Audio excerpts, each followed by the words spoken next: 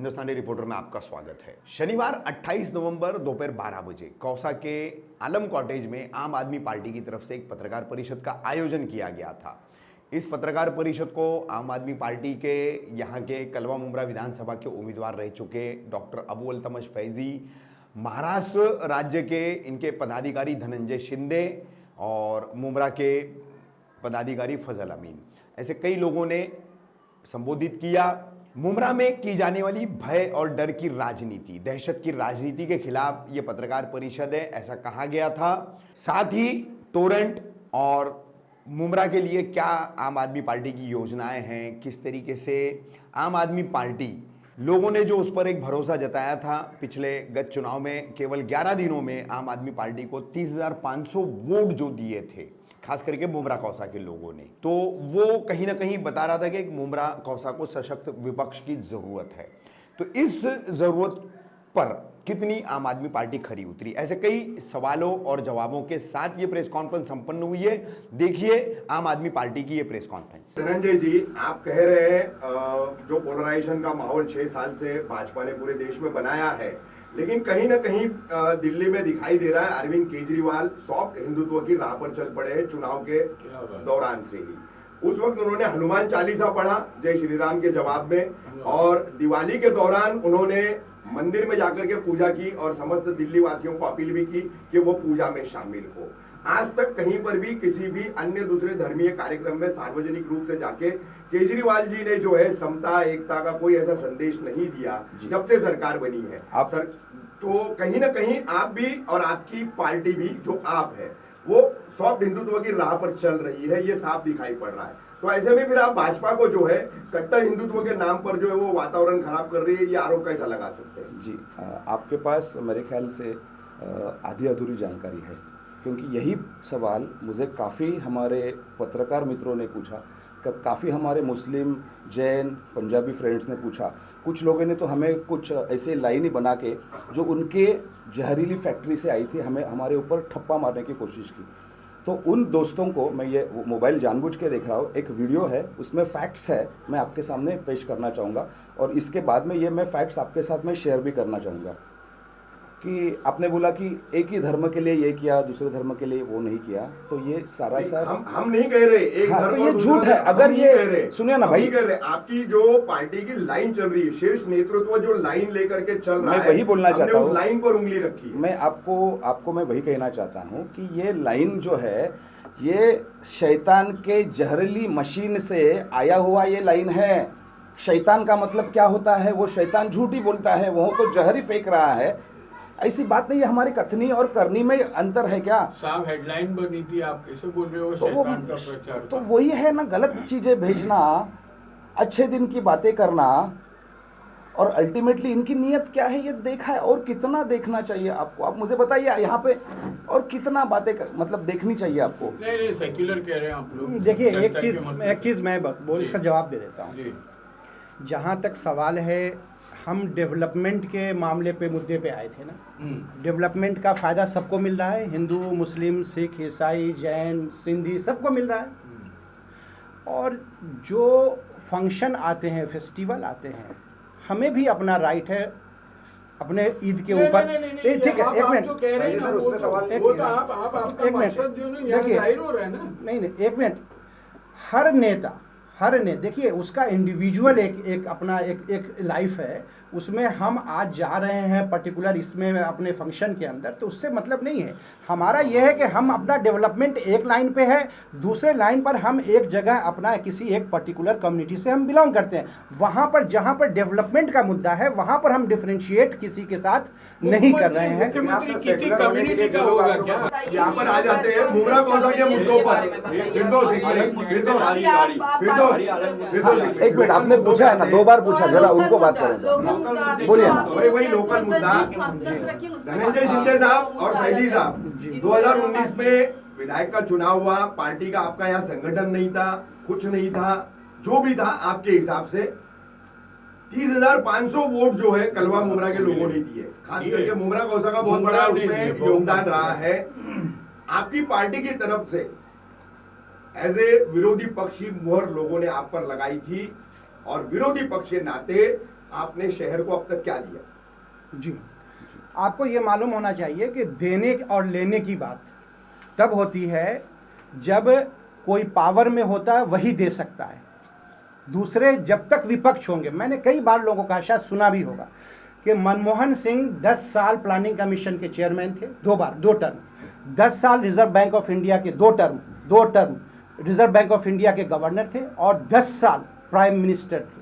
लेकिन आज के डेट में जब पावर में नहीं है तो उनके अपने एक पर्सनल छोटे काम को भी कराने के लिए उनको ऑफिसेज में जाके चक्कर लगाने पड़ते हैं, जैसे नरसिम्हा राव को भी, हर प्रधानमंत्री को। यानी पावर का ये इस्तेमाल होता है, जो पावर में होता है वो एक प्रधानमंत्री जो इतना पढ़ा लिखा हुआ, पूरी दुनिया इज्जत करती है मनमोहन सिंह की, वो भी नहीं कर सकते। तो पावर का ये वैल्यू होता है, जो पावर में होता है काम उनको करना है। हमारा काम सिर्फ ये है कि जो इश्यूज है उस इश्यूज को हम कितने अच्छे से हाईलाइट कर सकते हैं, बस इतना ही हमारा काम है, वो हम अच्छे से करने की कोशिश कर रहे हैं। That's all. नहीं, हाईलाइट का मतलब क्या, वो प्रोसेस क्या है, क्या हाईलाइट करना? हाईलाइट का मतलब ये होता है कि जिस चीज को आप ब्लैक एंड व्हाइट में कर रहे हो, जिस चीज को आप आवाज उठा करके आवाम तक पहुंचाने की कोशिश कर रहे हैं, दिस इज कॉल्ड हाईलाइट। 1 साल पहले विधानसभा के इलेक्शन के दौरान हमने डॉक्टर फैजी साहब के माध्यम से, जिनका बैकग्राउंड आप सभी को पता है कि यूनाइटेड नेशंस में काम किया है, पॉपुलेशन साइंस में उनका पीएचडी है, तो उनको उनके रूप में एक कॉमन आम आदमी को हमने उम्मीदवारी दी थी और यहाँ के प्रश्नों के खिलाफ हम निर्भीड़ता से खड़े हुए। लोगों ने हमारे ऊपर विश्वास रखा। मैं तो बोलता हूँ कि आम आदमी पार्टी की जीत हुई है 30,500 वोट सिर्फ 11 दिन में ये करके। और सामने वाले जो भी उम्मीदवार चुन के आए उनकी क्या अवस्था हुई थी उसके वीडियोस भी घूम चुके हैं। क्या नाटक किया उन्होंने, नाटक बना के ये तो मैं ड्रामा कर रहा था, वो सब जगह पे लीक हुआ है। हम इस प्रेस कॉन्फ्रेंस के माध्यम से आप सभी को आश्वस्त करने आए हैं कि हम वही सोच लेके यहाँ के जो लोकल इश्यूज़ है, हम सत्ता में आने के लिए यहाँ के लोगों को हमारे साथ जुड़ने के लिए आह्वान करते हैं। जो अच्छे लोग हैं, जो राजनीतिक क्रांति में सब शामिल होना चाहेंगे, पत्रकार हो, डॉक्टर हो, वकील हो, इंजीनियर हो, हाउसवाइफ हो, स्टूडेंट्स हो, हम उनसे विनती कर रहे हैं कि अब हमारे साथ में जुड़िए। आइए, आम आदमी की पार्टी के साथ में लड़ाई लड़िए, इलेक्शन लड़िए, हम जीत के आएंगे। और क्योंकि हमारा विकास जो है, मुमरा की जनता का विश्वास, ये मुमरा के जनता ने चुने हुए लोक प्रतिनिधि आम आदमी पार्टी के माध्यम से हम करेंगे और अच्छा एक नया मॉडल करके दिखाएंगे 5 साल में, जो पिछले 70 साल में भी नहीं हुआ। सभी पार्टियों को चांस दिया है आपने। तो इस माध्यम से हम ये प्रश्न सुलझाने की कोशिश करेंगे, क्योंकि हर चीज़ के लिए डॉक्टर साहब ने जैसे बोला कि यहाँ का 100 करोड़ रुपया भी इस्तेमाल नहीं किया, तो जो इलेक्टेड रिप्रेजेंटेटिव्स है उनको सरकार चलाने को ही नहीं आती। 100 करोड़ बहुत बड़ी चीज़ होती है। मुझे लगता है 100 करोड़ में से 25 करोड़ भी अगर इस्तेमाल करेंगे तो मुमरा के बहुत सारे प्रश्न छूट सकते हैं। इसके लिए कुछ बड़ी चीज़ों की ज़रूरत नहीं होती, कॉमन सेंस की ज़रूरत होती है, लेकिन उनका आर्थिक व्यवहार, आर्थिक हित संबंध इसमें बीच में आता है। इनकी नीयत का सवाल है, इनकी नीयत खराब है। हम अच्छी नीयत से, ईमानदारी से काम करने के लिए आए हैं।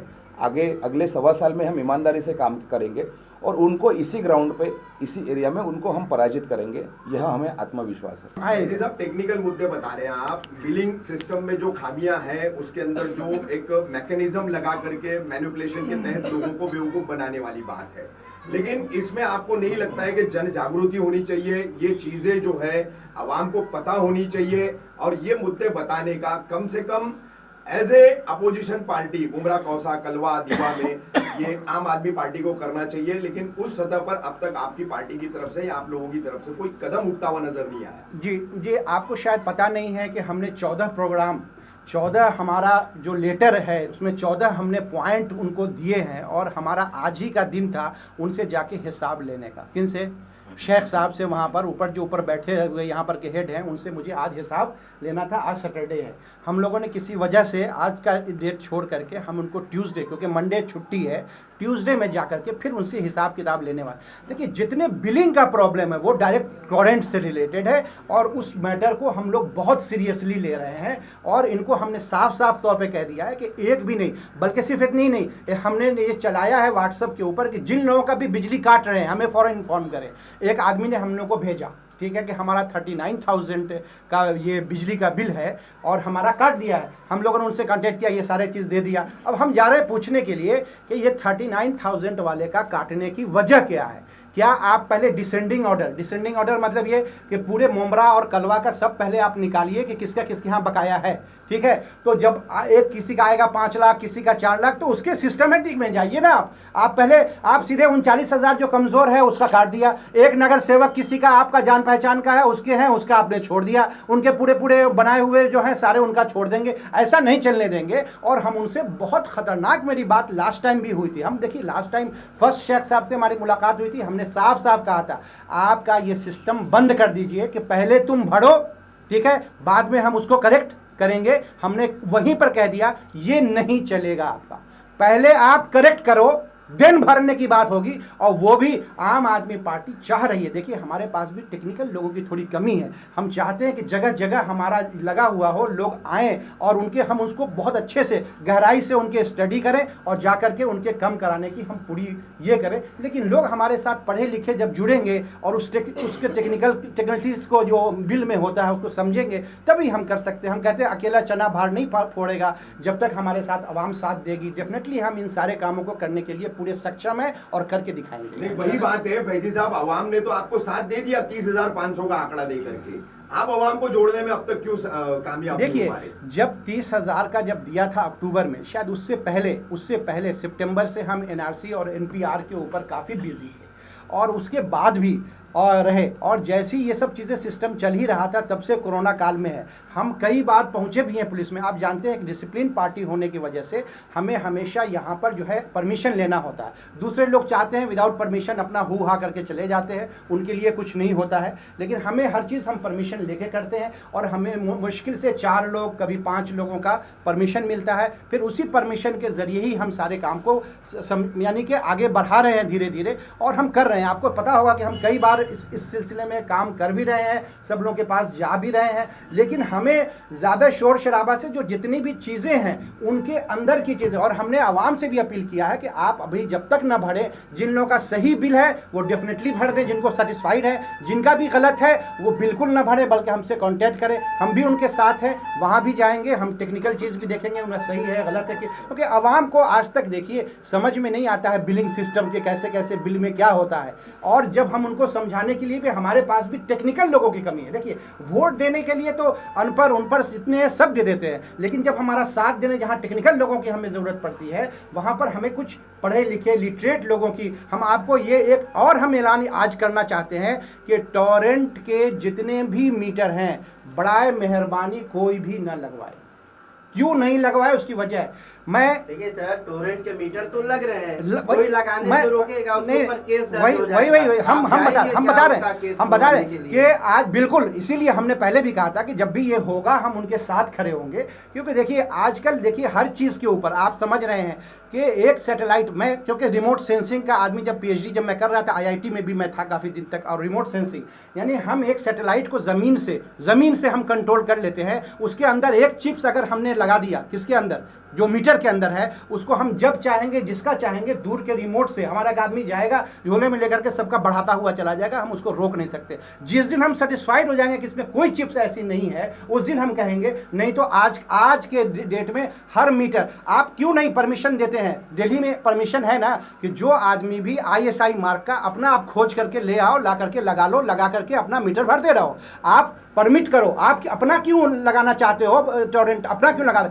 मार्केट में मिलता है, हम अपना खरीद करके लाएंगे, आप चेक कर लो, चेक करके हमको दे दो, हम अपना लगा लेंगे। आप अपना क्यों लगा, हो सकता है आपके अंदर चिप्स हो और सबका बढ़ा करके आप करोड़ ये कर करके आप नेता को खिलाते रहेंगे। इसलिए हम अपोज करते हैं और कहते हैं कि टॉरेंट अपना लाना बंद करे और लोगों को परमिट कर दे कि किसी का खराब है, आपको लगता है खराब है तो आप कह दीजिए कि भाई आप अपना चाहो तो अपना लगा लो और हमारा चाहो तो हमको कह दो, हम लगा देता हूँ। ये ऐसा सिस्टम यहाँ पर होना होगा। हम अगले मीटिंग में उनके साथ ये डिस्कस करने जा रहे हैं। स्कूल फीस के मुद्दे पर आपकी पार्टी की क्या भूमिका? देखिए हमारी स्कूल फीस के ऊपर बिल्कुल साफ है कि हम सबसे पहले आवाम के मसले के ऊपर रहते हैं, आवाम के साथ हैं।